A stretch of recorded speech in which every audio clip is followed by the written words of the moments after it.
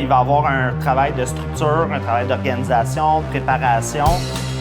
Le temps doit être investi sur l'entraînement, la récupération, la nutrition. Si tu veux bien performer, il faut s'assurer que tu aies une digestion optimale, un sommeil optimal.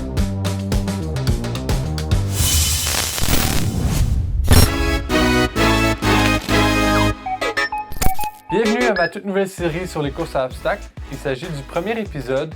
Comme il n'y a pas eu de course cet été, j'ai décidé de me lancer un défi. Pendant 3 mois de temps, je vais m'entraîner comme le ferait un athlète de niveau olympique, de haut niveau dans le fond. Le but de ces défis-là, c'est de voir un peu les dessous, voir c'est quoi les sacrifices qui sont faits par des athlètes comme Ryan Atkins ou John Albon qui s'entraînent pour gagner des titres, mais aussi de voir un peu c'est quoi le niveau de performance que je peux atteindre après 3 mois intensifs comme ça. Donc pour les 3 prochains mois, je vais faire une vidéo par semaine. Le but de cette vidéo-là, ça va être de démontrer ma progression dans ce défi-là, mais surtout de mettre en valeur chacune des personnes, entraîneurs, spécialistes de santé, les athlètes même, qui vont m'avoir aidé à progresser dans mon défi. C'est parti, le défi commence maintenant.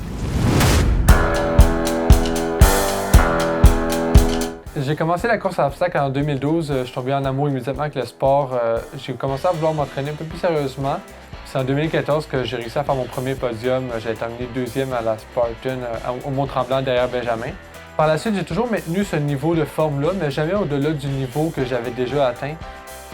De plus, il y a de nouveaux coureurs qui se sont rajoutés sur le circuit. J'ai perdu un peu en motivation. C'est pour ça que j'étais moins présent en 2019. Mais là, cette année, j'ai vraiment voulu reprendre cette motivation-là puis progresser au-delà du niveau que j'avais déjà atteint auparavant. Donc, pour bien commencer ce projet-là, j'ai décidé de faire appel au gym PM Fitness, qui est le gym avec lequel je m'entraîne depuis maintenant 4 ans. Je leur fais entièrement confiance. Je sais qu'ils ont l'habitude d'entraîner des athlètes de haut niveau dans plusieurs disciplines sportives. Et je sais qu'ils vont pouvoir m'aider aussi, non seulement au niveau de l'entraînement, mais au niveau de la préparation, la nutrition et tout ce qui vient autour, en fait, de l'entraînement d'un athlète. Je m'appelle Philippe Mascotte, je suis propriétaire, fondateur de PM Fitness. Donc, je suis dans le domaine de l'entraînement depuis 2007.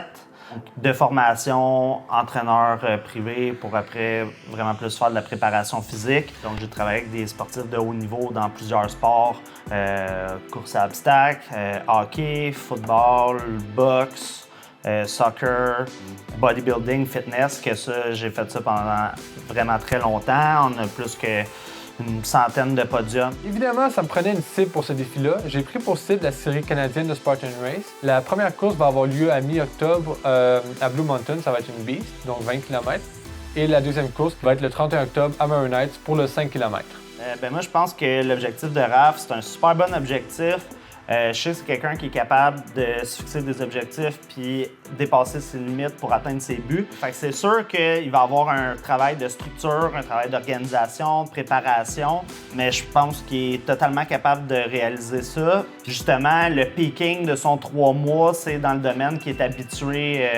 C'est dans le domaine qui est habitué de performer, fait que les courses à obstacles. De s'entraîner comme un athlète olympique, pour moi, ça veut dire de se structurer puis d'avoir une discipline irréprochable, ce qui est très réaliste. Là. OK, fait que tu veux t'entraîner, adapter ton mode de vie, style comme un athlète olympique. Yes. Tu veux atteindre le plus haut niveau que tu n'as jamais atteint, puis tu as une course aux alentours du 15 octobre, puis tu en as une le 31 octobre, qui serait pour clore la saison. Exact.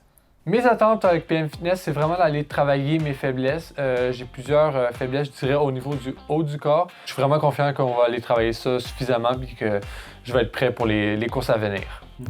Parce que c'est sûr que, mettons que tu veux optimiser tes performances, optimiser ta nutrition,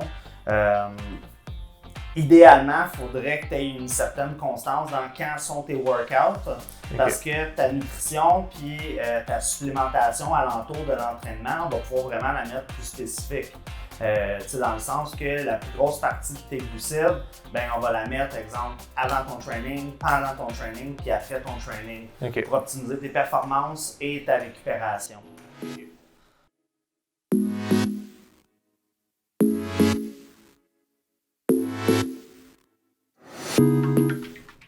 Bon, cool. Fait que ça te donne 9,87 ton pourcentage. C'est plus bas, je crois, non?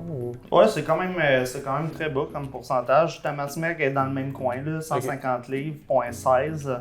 Ton pourcentage, il est quand même vraiment très correct là, pour de la course. Là, c'est sûr que si tu augmentes ton cardio, comme prochainement, tu fais plus de courses puis tout, là, il va juste falloir suivre avec ta bouffe, là, Ouais. Ça donne quoi au niveau des stats? Est-ce que ta masse sèche, elle descend? Est-ce que le gras descend? Est-ce que la masse monte? Puis d'ajuster la bouffe en conséquence. Sinon, à part ça, tu pars les 3 mois là, pas mal dans des ratios assez optimales. OK, c'est un bon départ. Là, ouais, c'est ça.